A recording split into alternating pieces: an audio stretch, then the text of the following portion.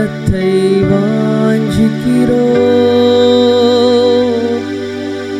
வல்லமையா என்னை நிறைத்து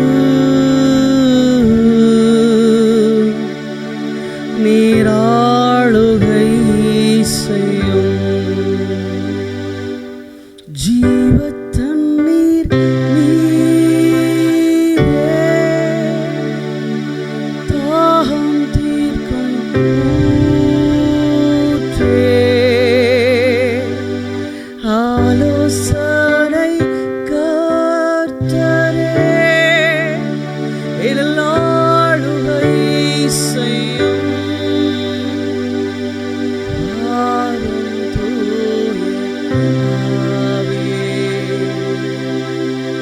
பிரசன்னத்தை வாஞ்சிக்கிறோ,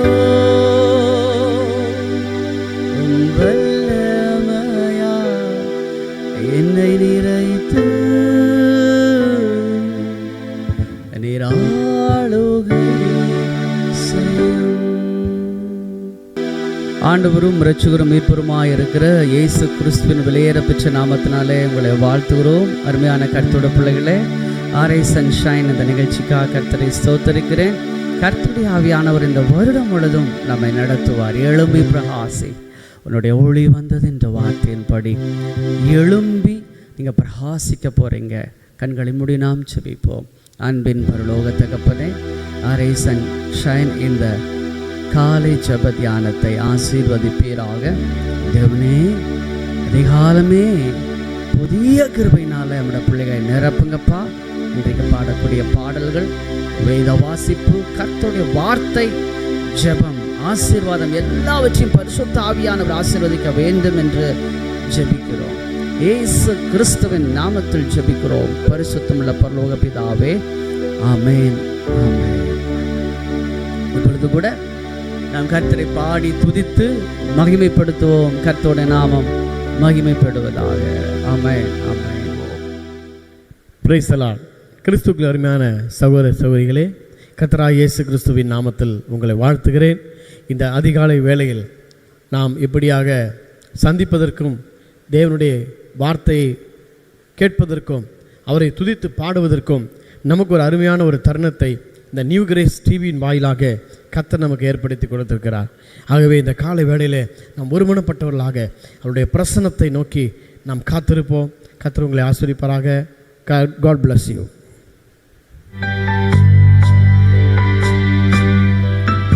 அவருடைய பிரசன்னத்தில் நாம் கடந்து வரும்போது சிறகே இல்லாமல் ஒரு பறக்கக்கூடிய ஒரு உன்னத அனுபவத்தை கொடுக்கக்கூடிய தேவன். கர்த்தருக்கு காத்திருக்கிறவர்களோ புதுபலன் அடைந்து கழுகுகளை போல தங்கள் செட்டிலே துயிர எழும்புவார்கள். ஹல்லேலூயா. உங்க பிரசன்னத்தில் சீரகில்லாமல் பறக்கிறேன், உங்க சமூகத்தில் குறையில்லாமல் வாழ்கிறேன். உங்க பிரசன்னத்தில் சீரகில்லாமல் பறக்கிறேன், உங்க சமூகத்தில் குறையில்லாமல் வாழ்கிறேன். என் தஞ்சமானீரே, என் கோட்டையானீரே, என் துருகமானீரே, என் நண்பரானீரே. என் தஞ்சமானீரே, என் கோட்டையானீரே, என் துருகமானீரே, என் நண்பரானீரே. உங்க பிரசன்னத்தில் சீரகில்லாமல் பறக்கிறேன், உங்க சமூகத்தில் குறைவில்லாமல் வாழ்கிறேன். உங்க பிரசன்னத்தில் சீரகில்லாமல் பறக்கிறேன், உங்க சமூகத்தில் குறைவில்லாமல் வாழ்கிறேன். இந்த உலகத்தில் ஒன்றுக்கும் உதவாத நம்மை கூட ஆண்டவர் தெரிந்தெடுத்து, மனிதர்களால் புறக்கணிக்கப்பட்ட நம்மை, வேண்டாம் என்று ஒதுக்கி தள்ளிய நம்மை கர்த்தர் உயர்த்தி வைத்திருக்கிறாரே. அவருடைய மகிமை நினைத்து உள்ளத்தின் ஆழத்திலிருந்து நன்றி நிறைந்த இதயத்தோடு இந்த காலை வேளையிலே துதிப்போம். உதவாத என்னையே உருவாக்கும் உறவே, குறைவான என்னையே நிறைவாக்கும்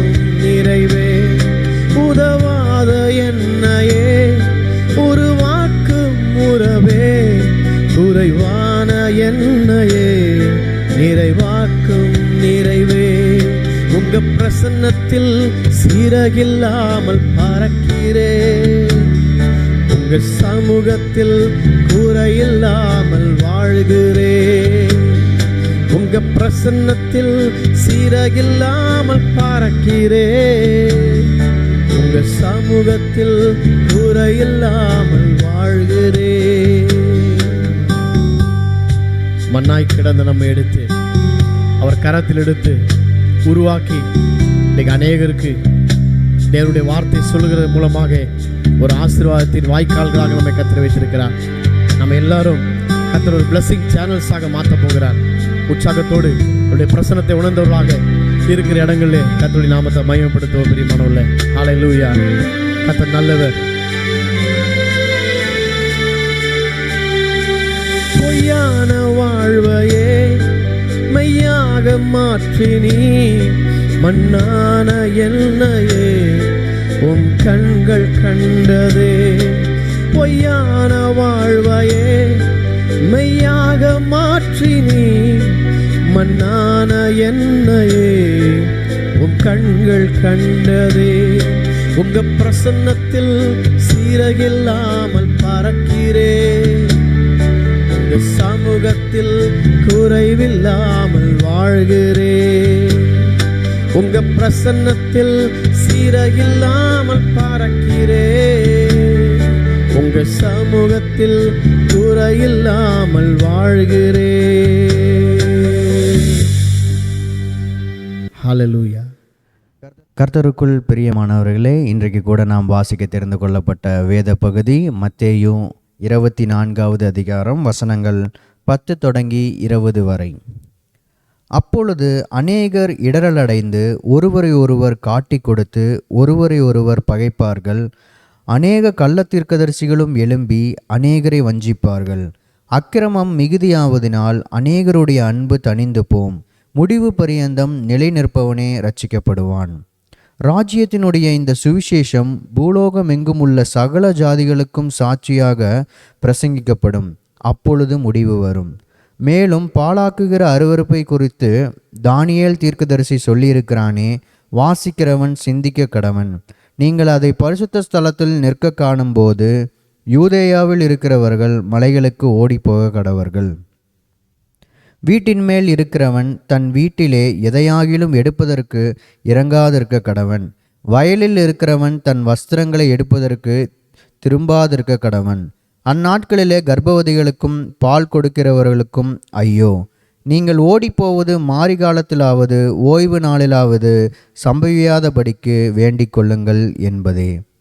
வாசிக்க தெரிந்து கொள்ளப்பட்ட வேத பகுதி வாசித்தாயிற்று. கர்த்தர் தாமே இந்த திருவசனங்களை ஆசீர்வதிப்பாராக. ஆமேன்.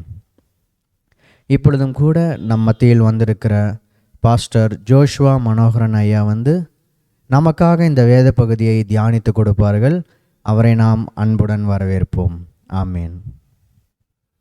கர்த்தரும் இரட்சகருமாகிய இயேசு கிறிஸ்துவின் நாமத்தினாலே இந்த கால வேளையில உங்கள் யாவருக்கும் என்னுடைய அன்பின் நல்வாழ்த்துக்களை தெரிவித்துக் கொள்கிறேன். அருமையான இந்த கால வேளையில நாம் தியானிக்கும்படியாக அருமையான வேத பகுதி மத்தேயு 24வது அதிகாரத்தை நாம் தியானிக்கும்படியாக கடந்து வந்திருக்கிறோம்.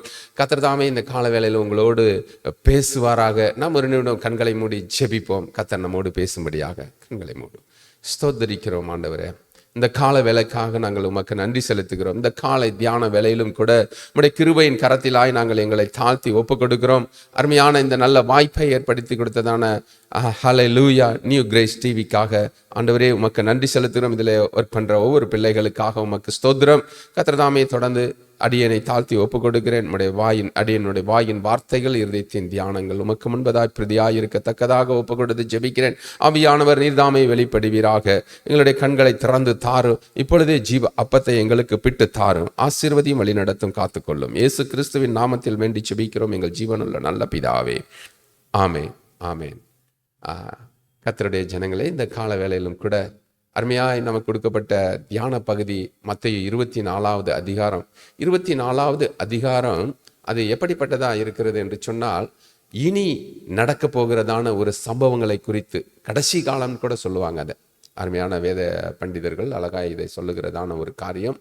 கடைசி காலத்தின் அடையாளங்கள் என்று சொல்லி இந்த வேத பகுதியை அவர்கள் சொல்லுவார். ஏனென்றால் கடைசி காலத்திலே என்ன சம்பவிக்கும், எப்படியாக இருக்கும் என்பதை தேவனாகிய கர்த்தர் அவரே தம்முடைய வாயின் மொழியினாலே அறிவித்திருக்கிறார். இதை நம் புதிய ஏற்பாடிலே சுவிசேஷ புத்தகமாய் காணப்படுகிறதான மத்தேயு, மார்க்கு, லூக்கா இந்த புத்தகங்களிலெல்லாம் நாம் தெளிவாய் அதை பார்க்கலாம். அழகாய் அதிலே சொல்லப்பட்டிருக்கிறது. இது எப்படியாக இந்த காரியங்கள் சொல்லப்படுகிறது என்று சொன்னால், மத்தேயு 1வது அதிகாரத்திலிருந்து நீங்கள் படிப்பீர்கள் என்று சொன்னாலே முடிவரையிலும் அவர் சொல்லப்படுகிறதான ஒரு காரியம் என்னவென்று பார்த்தால், இனி கடைசி நாட்களிலே என்ன சம்பவிக்கும் என்பதை குறித்தே அவர்கள் அதிலே சொல்லுகிறதாக பார்க்கிறோம். முதல் பகுதி சொல்லுகிறது, அவர் தேவ ஆலயத்தை விட்டு புறப்பட்டு வருகையிலே அவருடைய சீசர்கள் அவரிடத்திலே இருந்த பொழுது அவர்கள் சொன்னார்கள், ஆண்டவரே, இந்த ஆலயமானது எவ்வளவு அழகாய் கட்டப்பட்டிருக்கிறது, இந்த ஆலயத்தினுடைய மகிமை எவ்வளவு மேன்மையாய் காணப்படுகிறது என்று சொல்லி ஆலயத்தை குறித்ததான ஒரு அழகை வர்ணித்து கொண்டு வந்தார்கள். அவர் தேவனுடைய ஆலயம் அப்படியாக இருக்கிறது. ஏன் என்று கேட்டால், வேதாகம் முழுவதுமே கர்த்தருடைய ஆலயத்தை குறித்து அழகாய் சொல்லப்பட்டிருக்கிறது.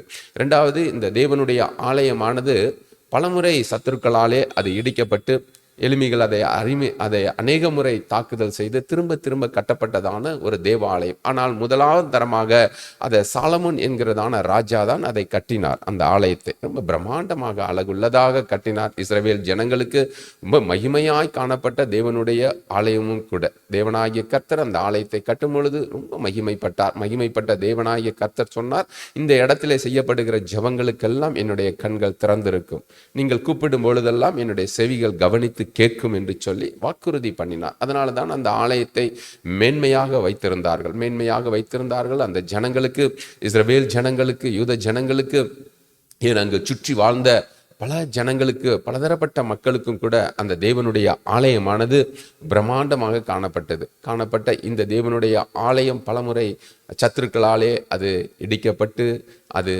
அந்த ஆலயம் திரும்ப கட்டப்பட்டபடினாலே இப்போ இயேசு கிறிஸ்துவின் நாட்களிலே அது ஏரோது ராஜாவினால் கட்டப்பட்டு பிரம்மாண்டமாக யூதர்களை எப்படியாகிலும் தன் வசப்படுத்தி கொள்ள வேண்டும் என்பதற்காகவே இந்த ஆலயம் ரொம்ப பிரம்மாண்டமாக கட்டப்பட்டது. அதனால தான் சீசர்கள் இயேசுவின் இடத்திலே சொல்லுகிறார்கள், இயேசுவும் அந்த இடத்துல இருக்கிறார், ஆலயத்திலிருந்து புறப்பட்டு வருகிறதாக வேதாகமும் சொல்லுகிறது. மார்க்கு படிப்பீர்கள் என்று சொல்லப்படுகிறது.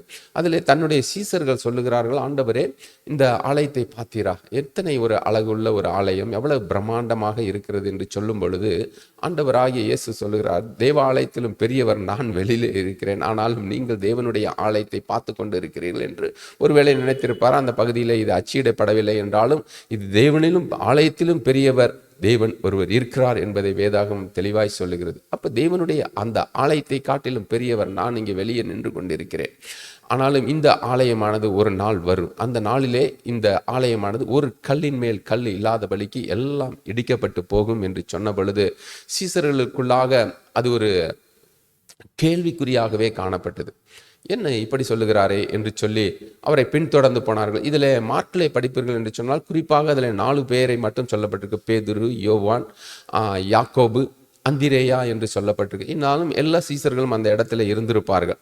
அவர் ஒலிவ மலையிலே போய் உட்கார்ந்த நேரத்தில், ஆண்டவரே, அப்படி என்றால் இந்த தேவாலயம் இடிக்கப்படும் என்றால் உம்முடைய வருகைக்கும் உலகத்தின் முடிவுக்கும் என்ன அடையாளம், எங்களுக்கு நீர் அதை சொல்லும் என்று சொல்லி தம்முடைய சீசர்கள் ஆண்டவரிடத்தில் கேட்கும்போது அருமையான ஆண்டவராகிய இயேசு கிறிஸ்து இதை அழகாய் அவர் சொல்லுகிறார், நீங்கள் ஒன்றிலும் வஞ்சிக்கப்படாதபடிக்கு எச்சரிக்கையாயிருங்கள் என்று சொல்லி அவர்களுக்கு இனி வருகிற நாட்கள் எப்படி இருக்கும் அப்படி என்பதெல்லாம் கடைசி காலத்தை குறித்ததான காரியங்களை அவர் வரிசையாக சொல்லிக்கொண்டே வருகிறார். நீங்கள் வஞ்சிக்கப்படாதபடிக்கு எச்சரிக்கையாயிருங்கள், கடைசி நாட்களிலே நானே கிறிஸ்து என்று சொல்லி வஞ்சிக்கிறவர்கள் உங்களிடத்திலே வருவார்கள் என்று சொல்லி வஞ்சகர்களை குறித்ததான காரியங்களை சொல்லுகிறார். அந்த இடத்துல என்னென்று சொன்னால், கடைசி நாட்களிலே நான் தான் கிறிஸ்து, நான் தான் என்று சொல்லி மனிதர்கள் தன்னை புகழ்ந்து தன்னை தெய்வமாக்கி கொண்டு தன்னையே பிரபலப்படுத்தி கொள்ளுகிறவர்கள் கடைசி நாட்களிலே தோன்றுவார்கள். இது அந்த நாட்களிலேயே தோன்றி இருந்தார்கள். கள்ள தீர்க்கதரிசிக்கு எச்சரிக்கையா இருங்கள் என்று சொல்லப்பட்டிருக்கிறது வேதம். ஹல்லேலூயா. அப்படி என்று சொன்னால் இந்த நாட்களிலே எப்படி இருக்கும் என்று பாருங்கள். ஏன் என்று கேட்டால் நாம் கடைசி நாட்களிலே இருக்கிறோம். அதனால தான் நீங்கள் வஞ்சிக்கப்படாதபடிக்கு எச்சரிக்கையா இருங்கள் என்று வேதம் அழகாய் தெளிவாய் சொல்லுகிறதாக பார்க்கிறோம். தேவனுடைய பிள்ளைகளே, அருமையா இந்த புதிய வருடத்துக்குள்ளாக கூட நாம் கடந்து சென்று கொண்டு இருக்கிறோம். கடந்து சென்றாலும் நாம் ஒரு வருடம் கடக்கும் போது ஆண்டவருடைய வருகையை நோக்கி நாம் கடந்து செல்லுகிற கடைசி நாட்களிலே நாம் வாழ்ந்து கொண்டு இருக்கிறதாகவே வேதம் அழகாய் சொல்லுகிறது. நடக்கிற அடையாளங்களும் அப்படியாகவே காணப்படுகிறபடினாலே தான் இந்த அருமையான வேத பகுதியை இந்த நாளிலே நாம் தியானிக்கிறோம். பெரும்பாலும் இந்த வேத பகுதியை அதிகமாய் தியானிக்கிறவர்கள் இதை ஒரு பொருட்டாக அவர்கள் எண்ணாதபடினாலே தான் இன்னும் அவர்கள் தேவனிடத்திலே பயம் இல்லாமல் வாழுகிறார்கள். ஆனாலும் இவைகளெல்லாம் சம்பவிக்கும், வானம் பூமி ஒளிந்து போகும், ஆனாலும் என்னுடைய வார்த்தை ஒளிந்து போகாது என்றே ஆண்டவராகிய இயேசு உறுதியாய் சொல்லுகிறதை பார்க்கிறோம். தேவனுடைய ஜனமே, ஹல்லேலூயா. இதில் சொல்லுகிறார் ஆண்டவர், இவர் அந்த நாட்களிலே, இந்த கடைசி நாட்களிலே நடக்கக்கூடிய சம்பவங்களை குறித்து அவர் சொல்லும் பொழுது, அதான் என்னை போலவே கிறிஸ்து என்று சொல்லி கள்ள தீர்க்கதரிசிகள் எழும்பி வருவார்கள், இவர்களுக்கு நீங்கள் எச்சரிக்கையாயிருங்கள் என்று சொல்லி அநேகரை எச்சரிக்கிறதை நாம் பார்க்கிறோம். அதோடு மாத்திரமல்ல, கடைசி நாட்களுக்குரிய அடையாளங்கள் இன்னொன்று சொல்லப்படும், யுத்தங்களை குறித்து கேள்விப்படுவீர்கள். என்னை கேள்விப்படுவீர்கள், யுத்தங்களை குறித்து கேள்விப்படுவீர்கள். யுத்தம் என்று சொன்னாலே பெரிய ஒரு போர், சண்டை, இதை குறித்து தான் அது சொல்லப்படுகிறது. பெரிய யுத்தங்களை குறித்து கேள்விப்படுவீர்கள், ஆனாலும் இவைகளெல்லாம் சம்பவிக்க வேண்டியவதே. ஆனாலும் நீங்கள் முடிவு உடனே வராது. என்னுடைய வருகைக்குரிய அடையாளம் இவைகளெல்லாம் என்னுடைய வருகைக்குரிய அடையாளமே தவிர வேற ஒன்றுமல்ல. இவைகளெல்லாம் யுத்தங்களை குறித்தும் நீங்கள் கேள்விப்படுவீர்கள், ஆனாலும் நீங்கள் பயப்படாமலும் கலங்காமலும் இருங்கள் என்று சொல்லி ஆண்டவர் பலப்படுத்துவார். இந்த நாட்களிலே நாம் பார்க்கிறோம், அநேக இடங்களிலே யுத்தங்களை, அநேக நாடுகளிலே நடக்கிற யுத்தங்களை நாம் இந்த நாட்களிலே பார்த்து கொண்டு தான் வருகிறோம். யுத்தங்கள், ஒரு நாட்டுக்கு நாடு யுத்தங்கள், இன்னொரு நாடை எரிக்கிறது, இன்னொரு நாடை அழிக்கிறதுமாக அநேக மனிதர்கள் அதிலே இறக்கிறதையும், அவர்கள் படுகிற கஷ்டங்களையும், வீட்டை இழக்கிறதும், பெற்றோர்கள் பிள்ளைகளை இழக்கிறதும், பிள்ளைகள் பெற்றோர்களை இழக்கிறதுமான யுத்தங்களை இந்த நாட்களிலே நாம் பார்த்து கொண்டு தான் இருக்கிறோம். பிரியமான ஜனமே, ஹல்லேலூயா. இவைகளெல்லாம் எதை குறிக்கிறது? ஆண்டவராகிய இயேசு கிறிஸ்துவின் வருகைக்குரிய அடையாளங்களை குறித்து கொண்டே வருகிறது. ஆனாலும் முடிவு வராது என்று வேதம் சொல்லி, இப்பொழுது முடிவு வராது என்று சொல்லுகிறது. இவைகளெல்லாம் சம்பவிக்க வேண்டியவைகளே. பிற்பாடு சொல்லுகிறார், நீங்கள் பஞ்சங்களை குறித்தும் பூமி அதிர்ச்சியை குறித்தும் கொள்ளை நோய்களை குறித்தும் கேள்விப்படுவீர்கள். இவைகளெல்லாம் நடக்கும். இவைகளெல்லாம் நடக்கக்கூடிய நாட்கள். இந்த நாட்களிலே கொள்ளை நோய் நம்மளுடைய தேசத்தை தாக்கும் பொழுது நாம் எல்லாரும் ஒரு நிமிடம் பதறி போனோம். கடந்த வருடங்களில் எல்லாம் நாம் எல்லோரும் என்ன செய்வது என்ற, இனி நம்மளுடைய வாழ்க்கை எப்படி இருக்கும், இனி நான் எப்படி ஜீவிக்க போகிறேன், கொள்ளை நோய் இவ்வளவாய் தேசத்தை தாக்கி கொண்டிருக்கிறதே. உலக நாடுகளே இதிலே பயந்து மிரண்டு போயிருந்தார்கள். இனி வாழ்க்கை எப்படி இருக்கும் என்று ஒருவர்களும் யோசித்து கொண்டிருந்த நாட்களை நாம் இந்த நாட்களிலே பார்த்திருக்கிறோம். பிரியமானவர்களே, நம்மளுடைய நாட்களிலே தான் இவைகளெல்லாம் நடக்கிறது. பஞ்சம், சில தேசங்களிலே பஞ்சம் வருகிறது. சரியான ஆகாரம் இல்லாதபடிக்கு, அவர்களுக்கு நல்ல ஆகாரம் கிடைக்க கூடாதபடிக்கு பஞ்சங்கள் வந்து கொண்டிருக்கிறது. இன்னும் அது கொடிதாக காணப்படும் என்று வேதமும் சொல்லுகிறது. ஹல்லேலூயா. அதை காட்டிலும் இன்னொரு பஞ்சத்தை குறித்து வேதம் சொல்லுகிறது. கடைசி நாட்களிலே தண்ணீரினாலும் அப்பத்தினாலும் பஞ்சம் வந்தாலும் வேதமே கிடைக்கக்கூடாதபடிக்கு ஒரு பஞ்சம் வரும் என்று சொல்லப்படுகிறது. இப்படிப்பட்டதான பஞ்ச நாட்களிலே கூட நாம் வாழ்ந்து கொண்டு இருக்கிறோம். பிரியமானவர்களே, இனி வாழப்போற நாட்கள் அப்படியாக காணப்படும். இனி இருக்கிற நாட்களிலே அப்படிப்பட்ட பஞ்சங்கள் வருகிறதற்கும் வாய்ப்பு இருக்கு. நாம் ஜெபித்துக் கொள்ளுவோம். ஆண்டவரே, என் தேசம் அப்படிப்பட்ட பஞ்சத்திலே சிக்கிவிடாதபடி, என் தேசத்தின் நிலங்கள், பூமிகள், விவசாயிகள் எல்லாம் ஆசீர்வதிக்கப்பட வேண்டும் என்று இந்த நாட்களிலே நாம் ஜெபிப்போம். கர்த்தர் நிச்சயமா இறங்குவார். அல்லேலூயா. அப்படிப்பட்டதான பஞ்ச நாட்களுக்கு நம்மையும் நம்மளுடைய குடும்பங்களையும் காக்க வல்லவராகிய தேவனாகிய கர்த்தர். அல்லேலூயா. யுத்த நாட்களிலும் பஞ்ச நாட்களிலும் வாழ்ந்து கொண்டு இருக்கிறோம். அதோடு மாத்திரமல்ல, கொள்ளை நோய்கள் இந்த நாட்களிலே பரவி கொண்டு வருகிறதையும் நாம் பார்த்து கொண்டு தான் இருக்கிறோம். அல்லேலூயா. அங்கெங்கே கொள்ளை நோயினாலே மக்கள் மரித்து விழுகிறதையும் நாம் பார்க்கிறோம். பிரியமான ஜனமே, அதிலிருந்தும் நம்மை காத்துக்கொள்ள கர்த்தருடைய பரிசுத்த நாமத்துக்குள் நாம் ஒப்பு கொடுப்போம். அவருடைய இரத்தம் நமக்கு பாதுகாப்பாக காணப்படும். ஆமேன். ஒரு கொள்ளை நோயும் நம்மை தொடாதபடி கர்த்தர் நம்மை வழிநடத்த வல்லவராய் இருக்கிறார். பிரியமான ஜனமே, ஹல்லேலூயா. கொள்ளை நோய்களும் பஞ்சங்களும் இப்படிப்பட்டதான காரியங்களும் இந்த நாளிலே தேசத்தை தாக்கி கொண்டு தான் இருக்கிறது. நாம் ஜெபிப்போம். நமக்கும் நம்முடைய குடும்பத்தாருக்கும் தேவனாகிய கர்த்தர் அரணும் அரணான கோட்டையுமாய் இருந்து நம்மை பாதுகாக்க அவர் வல்லவரும் நல்லவருமாகவே இருக்கிறார். பிரியமான ஜனமே, இதைத்தான் வேதம் முழுவதையும் சொல்லப்படுகிறது. யுத்தங்களை குறித்தும் கொள்ளை நோய்களை குறித்தும் பஞ்சங்களை குறித்தும் நீங்கள் கேள்விப்படுவீர்கள். அதோடு மாத்திரம் அல்ல, பூமி அதிர்ச்சியையும் கேள்விப்படுவீர்கள் என்று வேதம் சொல்லுகிறது. பல இடங்களிலே நாம் பார்க்கிறோம். இந்த நாட்களிலே தேவனுடைய பிள்ளைகளே, அநேக இடங்களிலே பூமி அதிர்ச்சிகளை பார்க்கிறோம். எல்லாம் எங்கேயாவது ஒரு இடத்துல எப்பயாவது வரும். ஆனாலும் இன்றைக்கு திடீரென்று பூமி அசைகிறதும் பூமியினுடைய அசைவுகளை நாம் பார்த்து கொண்டிருக்கிறோம். இப்படிப்பட்ட அசைவுகளும் இந்த கடைசி நாட்கள் இவைகளெல்லாம் எதை குறிக்கிறது? தேவனுடைய வருகையின் அடையாளங்களை குறிக்கிறது என்று வேதம் அழகாய் தெளிவாய் சொல்லுகிறது. ஆனாலும் உங்கள் இருதயம் கலங்காதிருப்பதாக.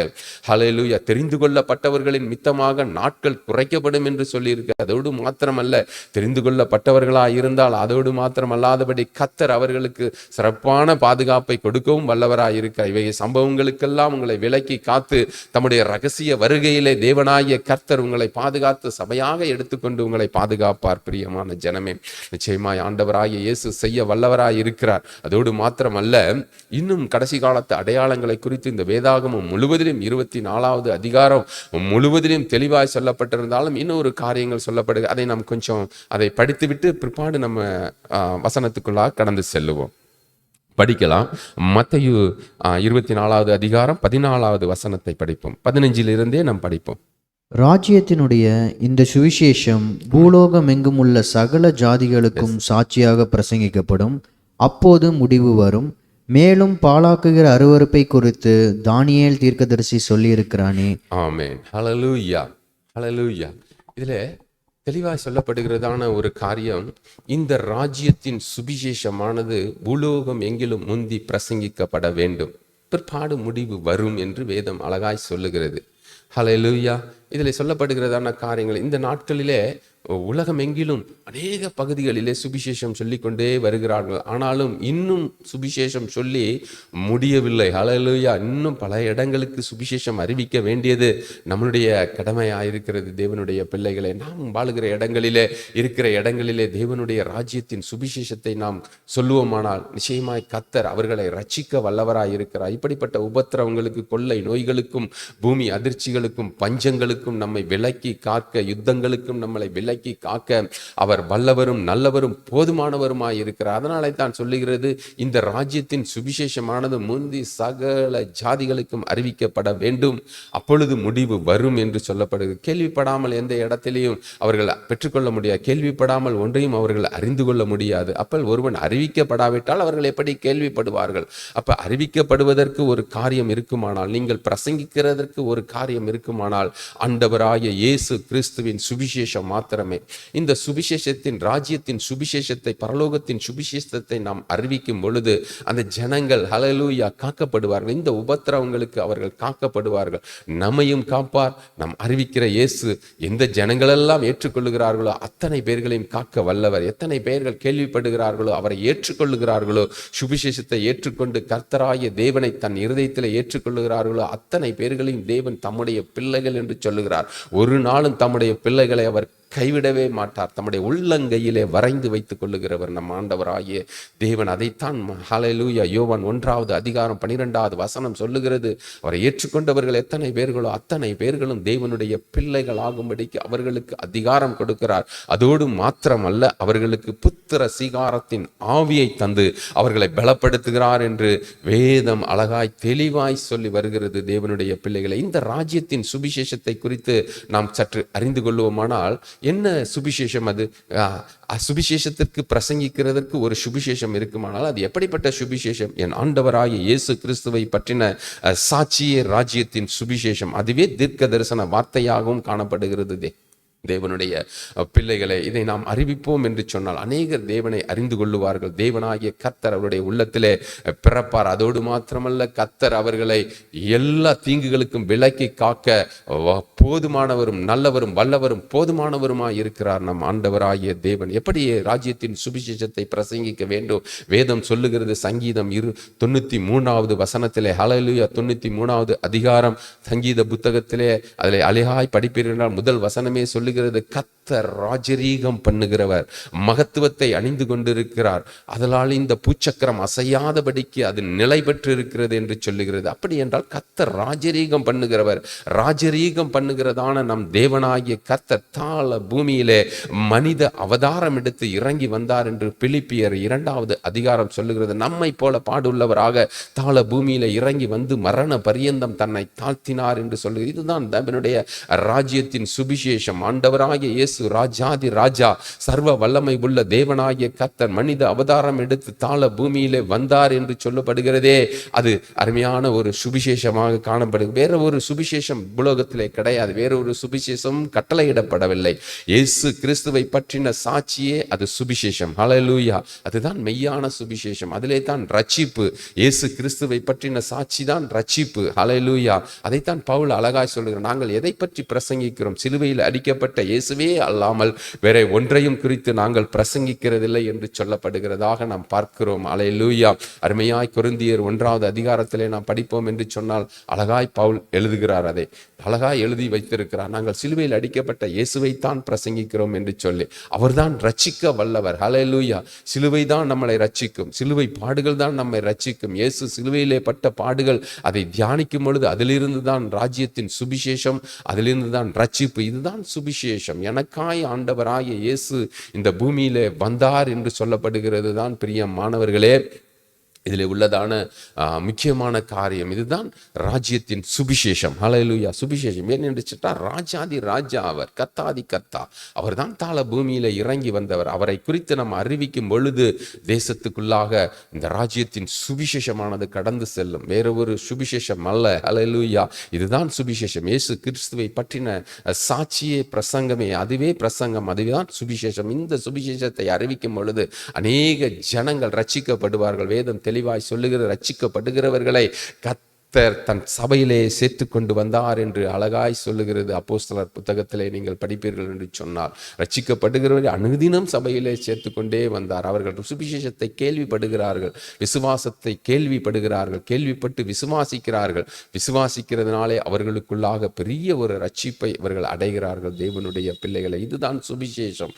என் ஆண்டவராகிய இயேசு கிறிஸ்து இந்த பூமியில இறங்கி வந்ததும் மனிதர்களை ரட்சிக்கும்படியாகவே, அதுவே சுவிசேஷமாக இந்த நாட்களிலே காணப்படுகிறது. இந்த ராஜ்யத்தின் சுவிசேஷத்தை நீங்கள் அறிவிக்கும் பொழுது நிச்சயமா ஜனங்கள் மனமாற்றம் அடைவார்கள், தேவனை அறிந்து கொள்ளுவார்கள். தேவனை அறிந்து கொள்ளுகிறதோடு மாத்திரமல்ல, கடைசி நாட்களிலே நடக்கிறதான இந்த தீங்குகளுக்கெல்லாம், இந்த அருகிருப்பான காரியங்களுக்கெல்லாம் அவர் விலக்கி காத்து கொள்ள வல்லமை உள்ள தேவனாய் இருக்கிறார். நீங்கள் ஏசாயா 53வது அதிகாரம் படிப்பீர்கள் என்று சொன்னால் அதிலே அழகாய் சொல்லப்பட்டிருக்கிறது. 5வது வசனத்தில் 53, ஏசாயா 53 5வது வசனம் சொல்ல, அவர் நம்முடைய மீறுதலின் மித்தம் அடிக்கப்பட்டவராக, நம்முடைய அக்கிரமத்தின் மித்தம் நொறுக்கப்பட்டவர்களாக, நமக்கு சமாதானத்தை உண்டு பண்ணுகிற ஆக்கினை அவர் மேல் வந்தது, அவருடைய தழும்புகளால் நாம் குணமாகிறோம் என்று அழகாய் தெளிவாய் சொல்லுகிறது. இதுதான் சுவிசேஷம். 2வது கலாத்தியர் 3வது அதிகாரம் 13வது வசனம் சொல்லுகிறது, மரத்திலே தூக்கப்பட்ட எவனும் சபிக்கப்பட்டவன் என்று எழுதியிருக்கிறபடி இயேசு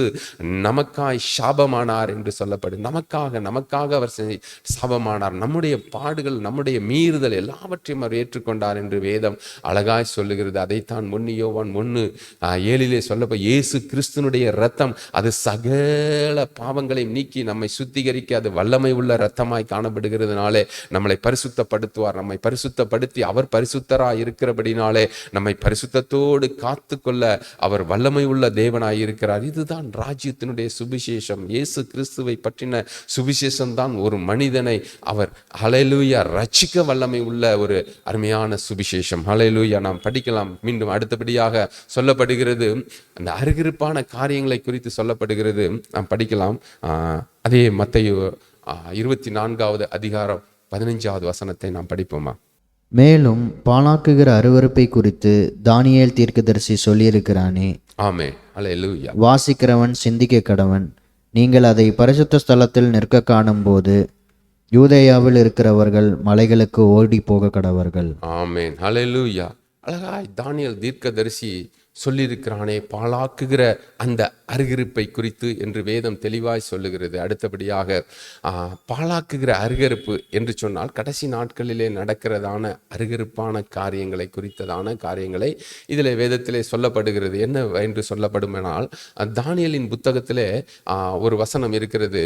அது 9வது அதிகாரம் 27வது வசனத்தை நாம் படிப்போமா? அப்பொழுது நம்ம இதை பற்றி புரிந்து கொள்ளலாம்.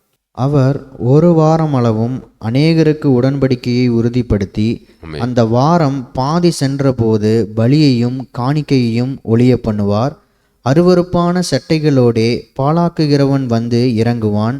நிர்ணயிக்கப்பட்டிருக்கிற நிர்மூலம் பாழாக்குகிறவன் மேல் தீரும் மட்டும் சொரியும் என்றான். ஹல்லேலூயா, ஹல்லேலூயா. தானியேல் அதை தெளிவாக சொல்லுகிறார். ஒரு வாரம் மட்டும் என்று சொல்லப்படுகிறதுல ஒரு வாரம் மட்டும் அந்த பாழாக்குகிற அருகருப்பு நடக்கும் என்று பாதி வாரம் முடிவதற்குள்ளாகவே என்ன நடக்குமாமா, அருகருப்புகள் அதிகரிக்கப்படும் என்று சொல்லப்படுகிறதுல பலிகள் நிறுத்தப்படும், பலிகள் நிறுத்தப்படும், எல்லா விதமான காரியங்களும் அந்த இடத்துல செய்யப்படுகிறதான காணிக்கைகள் பலிகள் எல்லாம் நிறுத்தப்பட்டு போய்விடும் என்று சொல்ல பாதி வாரம் போகும் பொழுதே. வாரம் என்று சொன்னாலே பிரியமான ஜனமே, இதை நல்ல வேத அறிஞர்கள் அருமையாக இதை நிறைய வெளிப்பாடுகள் கொடுத்திருக்கிறார்கள். இருந்தாலும் சின்ன காரியத்தை நான் உங்களுக்கு சொல்ல விரும்புகிறேன். ஒரு வாரம் என்று சொன்னாலே ஒரு வாரத்துக்கு 7 நாட்களை குறித்து சொல்லப்படுகிறது.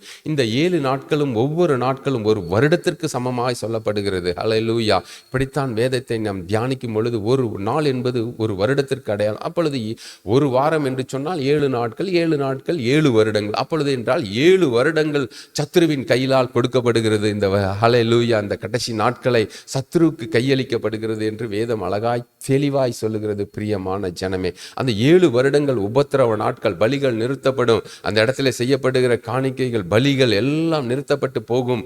தேவ ஆலயத்தில் இந்த அருகருப்பு நடக்கும் பொழுது கடைசி நாட்கள் வந்துவிட்டது என்று நீங்கள் அறிந்து கொள்ளுங்கள், இது தேவனுடைய ஆலயத்தில் நிற்கும். அதைத்தான் ஆண்டவராகிய இயேசு சொல்லும் பொழுது சொல்லுகிறார், ஒரு நாள் வரும் இந்த ஆலயத்திலே ஒரு கல்லின் மேல் கல் இல்லாதபடிக்கு எல்லாம் இடிக்கப்பட்டு போகும் என்று சொல்லுகிறார். ஹல்லேலூயா. அந்த ஒரு வாரம் அளவும் 7 நாட்களும் 7 வருடங்கள் இந்த உலகத்திலே சத்ருவின் ஆட்சி காலங்கள் நடக்கப்படும். 3 வருடங்கள் அது சமாதானம் இருந்தாலும் மறுபடியும் 3 வருடங்கள் பலிகள் எல்லாம் நிறுத்தப்பட்டு, காணிக்கைகள் நிறுத்தப்பட்டு, எல்லாம் நிறுத்தப்பட்டு போகும். தேவனுடைய பிள்ளைகளை இவைகள் எல்லாம் நிறுத்தப்பட்டு போகும். அதற்கு முன்பதாகவே முடிவு, ஹல்லேலூயா, அதற்கு முன்பதாகவே முடிவு வராது என்று வேதம் சொல்லுகிறது. நான் படிப்போமா? இன்னொரு வேத பகுதியை நான் படித்தோம் என்று சொன்னால் தெளிவாய் நாம் தெரிந்து கொள்ளலாம். அது 2 தெசலோனிக்கரின் புத்தகம் 2வது அதிகாரம் 3, 4வது வசனத்தை படிக்கலாம். ஒரு ஆவியினாலாவது வார்த்தையினாலாவது எங்களிடத்திலிருந்து வந்ததாய் தோன்றுகிற ஒரு நிருபத்தினாலாவது கிறிஸ்துவனுடைய நாள் சமீபமாய் இருக்கிறதாக சொல்லப்பட்டால் உடனே சஞ்சலப்படாமலும் கலங்காமலும் இருங்கள். எவ்விதத்தினாலும் ஒருவனும் உங்களை மோசம் போகாதபடிக்கு எச்சரிக்கையாய் இருங்கள். ஏனெனில் விசுவாச துரோகம் முந்தி நேரிட்டு கேட்டின் மகனாகிய பாவ மனுஷன் வெளிப்பட்டால் ஒழிய அந்த நாள் வராது. ஆமென். ஹல்லேலூயா. அழகாய் சொல்லப்படுகிறதான இந்த வேத வசனத்தை பார்க்கிறோம். ஹல்லேலூயா. விசுவாச துரோகம் முந்தி நடக்கும் என்று வேதம் சொல்லுகிறது. இந்த நாட்களிலே விசுவாச துரோகத்தினாலே அநேகர் வழி விலகி போகிறதை நாம் பார்க்கிறோம். பிரியமான ஜனமே, முடிவு உடனே வராது. முந்தி என்னெல்லாம் நடக்கும், யுத்தங்கள் எல்லாம் நடக்கும் என்று சொன்னாலும் எல்லாம் யுத்தங்கள் நடக்கும். யுத்தங்களை குறித்து கேள்விப்படுகிற, ராஜ்யத்துக்கு விரோதமாய் ராஜ்யம் எழும்பும், கொள்ளை நோய்களை குறித்தும் பஞ்சங்களை குறித்தும் பூமி அதிர்ச்சியை குறித்தும் நீங்கள் கேள்விப்படுகிற இவைகளெல்லாம் அடையாளமாக காணப்பட்டாலும் இன்னொரு அடையாளத்தை 2 தெசலோனிக்கரிலே பவுல் தெளிவாய் பதிவிட்டு வைத்திருக்கிறார். என்ன காரியம் என்று சொன்னால், விசுவாச துரோகம் முந்தி நேரிடப்படும் என்று சொல்லப்படுகிறது. இந்த கடைசி நாட்களிலே விசுவாச துரோகங்கள், ஹல்லேலூயா, விசுவாசம் என்று சொல்லி விசுவாசத்தை விட்டு விலகி போகிறதான, சுவிசேஷத்தை விட்டு விலகி போகிறதான காரியங்கள், தேவனை விட்டு விலகி போகிறதான காரியங்கள் இந்த கடைசி நாட்களிலே சம்பவிக்கக்கூடியதாக காணப்படுகிறது. பிரியமான ஜனமே, ஹல்லேலூயா, விலகி போகிறதான காரியங்கள் இந்த கடைசி நாட்களில். அதனால தான் ஆண்டவர் கடைசி நாட்களில் நான் வரும்போது தேவனாகிய கர்த்தர் பூமியிலே விசுவாசத்தை காண்பாரோ என்று சொல்லப்படுகிறதாக நாம் பார்க்கிறோம். வழி விலகி போகிற இந்த நாட்களிலே தேவனை விட்டு பிரிந்து போகிறதாக நாம் பார்த்து கொண்டிருக்கிறோம். ஒருவரும் பிரிந்து போகாதபடிக்குத்தான் தேவனுடைய ராஜ்யத்தின் சுவிசேஷம் இந்த நாட்களிலே இன்னும் பலமாய் அது அறிவிக்கப்பட வேண்டும் என்று வேதம் தெளிவாய் சொல்லுகிறது. பிரியமான ஜனமே, நாம் அந்த அளவுக்கு தேவனுடைய வார்த்தையை அறிவிக்கும் பொழுது தேவனாகிய கர்த்தர் பூமியிலே அதை காக்க வல்லவராய் இருக்கிறார். ஹல்லேலூயா. இன்னும் நம்மை பாதுகாக்கவும் வல்லவராய் இருக்கிறார். இன்னும் நம் சில காரியங்களை அறிந்து கொள்ளலாம் என்று நான் விசுவாசிக்கிறேன். ஹல்லேலூயா. வேதம் தெளிவாய் சொல்லுகிறது. பிரியமான ஜனமே, ஹல்லேலூயா, ஹல்லேலூயா. வேதம் தெளிவாய் சொல்லுகிறது. 1 நாளாகமம் 16வது அதிகாரம் 2, 3வது வசனத்திலே சொல்லுகிறது, கர்த்தரை பாடி நாளுக்கு நாள் அவருடைய சுவிசேஷத்தை அறிவிக்க வேண்டும் என்று வேதம் தெளிவாய் சொல்லுகிறபடினாலே நாளுக்கு நாள் அவருடைய சுவிசேஷத்தை நாம் என்ன பண்ணணுமாமா? கர்த்தரை பாடி கீர்த்தனம் பண்ணி அவரை நாளுக்கு நாள் அவருடைய ராஜ்யத்தின் சுவிசேஷத்தை நாம் அறிவிக்கிறவர்களாகவே காணப்பட வேண்டும். அப்பொழுது முடிவு வரும். ஹல்லேலூயா. இந்த ராஜ்யத்துக்கு முழுவதும் உலகம் எங்கிலும் தேவனுடைய ராஜ்யத்தின் சுவிசேஷத்தை நான் அறிவித்து முடிக்கும் பொழுதே கர்த்தருடைய முடிவு வரும். பிரியமானவர்களே, அதற்கு முன்பதாக இப்படிப்பட்ட காரியங்கள் எல்லாம் சம்பவிக்கிறதற்கு வேண்டிய அடையாளங்களைத்தான் இந்த நாட்களிலே நாம் பார்த்து கொண்டு இருக்கிறோம். நீங்கள் கர்த்தருடைய ராஜ்யத்தின் சுவிசேஷத்தை நீங்கள் இந்த நாளுக்கு நாள் அதை நீங்கள் அறிவிக்கும் பொழுது, சுவிசேஷத்தை அறிவிக்கும் பொழுது நிச்சயமாய் கர்த்தர் பெரிய காரியங்களை செய்ய வல்லவரும் நல்லவருமாய் இருக்கிறார். அடுத்தபடியாக வேதம் சொல்லுகிறது, ஹல்லேலூயா, அப்போஸ்தலர் 8வது அதிகாரம் 4வது வசனம் இப்படியாக சொல்லுகிறது, சிதறி சென்றவர்கள் அந்த நாட்களிலே சுவிசேஷம் அறிவிக்க முடியாதபடிக்கு சிதறி சென்றார்களாமா. அப்போஸ்தலர்கள், இன்னும் தேவனுடைய சீசர்கள் சிதறி வழிவிலகி சென்றார்கள். வழிவிலகி அவர்கள் சென்றாலும் அவர்கள் போகிற இடங்களிலெல்லாம் தேவனுடைய அந்த ராஜ்யத்தின் சுவிசேஷத்தை அறிவித்து கொண்டே போனார். யாருக்கு அறிவித்தார்கள்? இதை வேதம் அழகாய் தெளிவாய் சொல்லுகிறது, சிறுமைப்பட்டவர்களுக்கு. இதைத்தான் ஏசாயா 66:1 சொல்லுகிறது, சிறுமைப்பட்டவர்களுக்கு சுவிசேஷம். அல்லேலூயா, சிறுமைப்பட்டவர்களுக்கு சுவிசேஷத்தை அறிவிக்க. லூக்கா 4வது அதிகாரம் 18வது வசனம் இப்படியா, தரித்திரருக்கு சுவிசேஷத்தை அறிவிக்கும்படியாக அவர்கள் கடந்து சென்றால். சிறைப்பட்டவர்களை விடுதலை ஆக்குகிறது சுவிசேஷம், கட்டுண்டவர்களை கட்டவிழ்க்கிறது சுவிசேஷம். தரித்திரருக்கு சுவிசேஷம் அறிவிக்கப்படும் பொழுது கர்த்தர் நிச்சயமாக அவருடைய கட்டுகளிலிருந்து, அவருடைய பாடுகளிலிருந்து, எல்லாவற்றிலும் இருந்து ஒரு விடுதலையை அளிக்க அவர் வல்லவராய் இருக்கிறபடினாலே தான் இந்த ராஜ்யத்தின் சுவிசேஷத்தை அவர்கள் அறிவித்து கொண்டே வந்தார்கள். யோவான் இந்த பூமியிலே வந்த பொழுது கூட, யோவான் ஸ்நானகன் வந்த பொழுது கூட அவன் ராஜ்யத்தின் சுவிசேஷத்தை அறிவிக்கிறவனாகவே காணப்பட்டான். ஹல்லேலூயா, ராஜ்யத்தின் சுவிசேஷத்தை அறிவித்தான். இதோ பரலோக ராஜ்யம் சமீபமாய் வந்திருக்கிறது என்று சொல்லி. ஹல்லேலூயா, இன்றைக்கும் நான் உங்களுக்கு சொல்லுகிறேன், பரலோக ராஜ்யம் நம் சமீபமாய் வந்திருக்கிறது. ஹல்லேலூயா, இனி பெரிய ராஜ்யம் ஸ்தாபிக்கப்பட போகிற, பூலோகம் எங்கிலும் ஒரே ராஜ்யமாகிய கிறிஸ்துவின் ராஜ்யம் ஸ்தாபிக்கப்படுவதற்கு முன்பதாக இவைகளெல்லாம் முந்தி நடக்கக்கூடிய அடையாளங்கள், இவைகளெல்லாம் நாம் அறிந்து கொண்டு இந்த ராஜ்யத்தின் சுவிசேஷத்தை விரைந்து நாம் செய்வோமானால் கர்த்தருடைய பரிசுத்த நாமம் மகிமைப்படும். அவருடைய வருகைக்கு அது ரொம்ப அடையாளமாக காணப்படும். அவர் வந்து பூமியிலே ராஜ்யத்தை ஸ்தாபிப்பார். நிச்சயமாய் அதனுடைய பங்கை நமக்கு தருவார். அப்படிப்பட்ட தேவன் இந்த பூமியிலே மாம்சத்திலே வெளிப்பட்ட தேவனாகிய கர்த்தருடைய ராஜ்யத்தின் சுவிசேஷத்தை நாம் அறிவிப்போம். அறிவிக்கும் பொழுது கர்த்தர் பெரிய காரியங்களை செய்வார். ஹல்லேலூயா, பெரிய காரியங்களை செய்து நம்மை ரட்சிக்க அவர் வல்லவராய் இருக்கிறார். இதைத்தான் முழுவதும் அந்த மத்தேயு 24வது அதிகாரம் முழுவதையும் நீங்கள் என்று சொன்னால் அதிலே தெளிவாய் ஒவ்வொரு காரியங்களும் சொல்லப்பட்டிருக்கிறது. பிரியமான தேவ ஜனமே, இதை நீங்கள் விரைந்து படியுங்கள். இந்த கால வேளையிலும் கூட அருமையான வேத பகுதியை நாம் தியானித்து கொண்டு தான் இருக்கிறோம். இந்த வேத பகுதியை தியானிக்கிறோம். இன்னும் நீங்கள் தியானியுங்கள். இதில் இன்னும் கர்த்தர் உங்களுக்கு அதிக நன்மைகளை தந்து, வெளிப்பாடுகளை தந்து நம்மை வழிநடத்த வல்லமை உள்ள தேவனாய் இருக்கிறார். தேவனுடைய ஜனமே, இதில் சொல்லப்படுகிற முக்கியமான காரியம் என்னவென்று சொன்னால், இந்த ராஜ்யத்தினுடைய சுவிசேஷம் தான். சுவிசேஷம் தேசத்தை மூட வேண்டும். சுவிசேஷ வார்த்தை, தேவனுடைய வார்த்தை தேசத்தை மூட வேண்டும் என்று சொன்னால், தேவன் தம்முடைய வார்த்தையினாலே இந்த பூமியை சிருஷ்டித்தார். ஹல்லேலூயா, இந்த வார்த்தை தான் பூமியை காக்க வல்லமை உள்ளது. இந்த வார்த்தை தான் அவருடைய வார்த்தை, அவருடைய ஜீவன், அவருடைய பெலன். ஹல்லேலூயா, அதுதான் இந்த பூமியை காக்க வல்ல, ஜனங்களை காக்க வல்லமை உள்ளதா இருக்கிறபடினால் இந்த உலகத்திலே பூமி எங்கிலும் தேவனுடைய இந்த ராஜ்யத்தின் சுவிசேஷம் கடந்து செல்லும் பொழுது கர்த்தர் வருவார். ஒரு நாள் வருவார், அதற்கு தக்க பலனோடு வருவார். அதனால தான் வேதம் தெளிவாக சொல்லி, இதோ நான் சீக்கிரம் வருகிறேன், அவரவர்களுக்கு தக்க பலன் என்னோடு கூட வருகிறது என்று சொல்லி அவரவர்களுக்கு தக்க பலனை கர்த்தர் கொடுக்க வல்லவராய் இருக்கிறபடினாலே எதற்கும் கலங்காதிருங்கள். இவைகளெல்லாம் சம்பவிக்க வேண்டியவைகளே.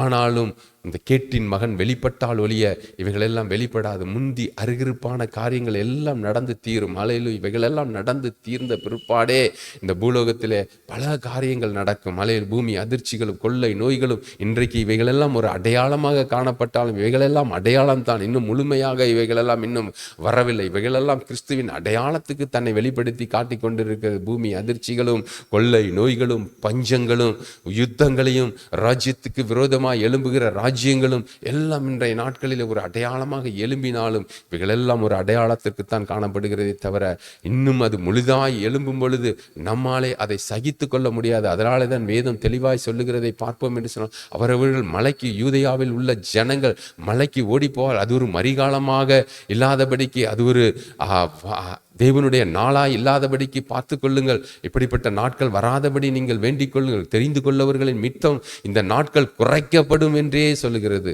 பிரியமான ஜனமே, நிச்சயமாய் கர்த்தர் உங்களை ஆசீர்வதிப்பார். இந்த ராஜ்யத்தின் சுவிசேஷமானது உலோகம் எங்கிலும் அறிவிக்கப்படும் பொழுது கர்த்தர் உங்களையும் என்னையும் காக்க வல்லவர். உங்களை காப்பார், என்னை காப்பார். நம்ம ஒரு நிமிடம் கண்களை மூடி ஜெபிப்போம். ஐயா நமக்காக பிஷப் ஐயா சார்லஸ் அவங்க நம்மளுக்காக இப்பொழுது வேத வசனங்களுக்காக எல்லாவற்றுக்காகவும் அவர் ஜெபித்து உங்களை ஆசீர்வதிக்கும்படியாக கடந்து வருவார். கர்த்தருடைய பரிசுத்த நாமத்துக்கு ஸ்தோத்திரம். ஆமென்.